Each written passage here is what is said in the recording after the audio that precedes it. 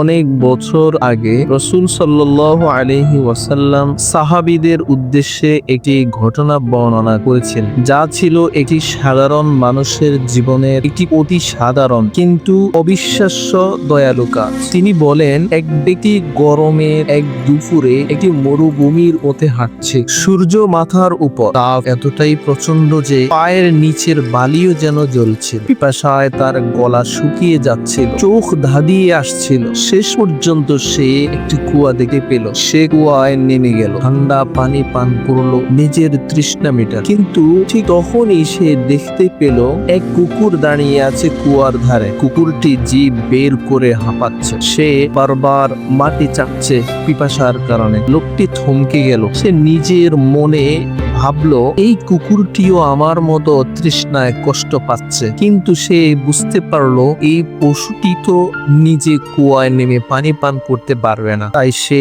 আবার কুয়ায় নামলো। কোনো পাত্র না থাকায় সে নিজের চামড়ার জুতা খুলে তাতে পানি ভরলো। তারপর সে নিজের মুখ দিয়ে জুতা ধরে কুয়ো থেকে উঠলো। কষ্ট করে কুকুরের সামনে গিয়ে জুতা এগিয়ে ধরলো, আর কুকুরটি তৃষ্ণা মেটালো। রাসূল সাল্লাল্লাহু আলাইহি ওয়াসাল্লাম বলেন, আল্লাহ তাআলা তার এই ছোট কাজটিকে এত পছন্দ করলেন যে তিনি তার গুনাহ মাফ করে দিলেন এবং তাকে মৃত্যুর উপরে জান্নাত দান করলেন। সুবহানাল্লাহ। তাই আমরা মানুষের উপর দয়া তো অবশ্যই করতেই হবে, বিভিন্ন প্রাণীদের উপরেও আমাদেরকে দয়া করা আবশ্যক। আল্লাহ তাআলার মাখলুকের উপর যদি আমরা দয়া দেখাই, আল্লাহ তাআলা আমাদের উপর দয়া করবেন।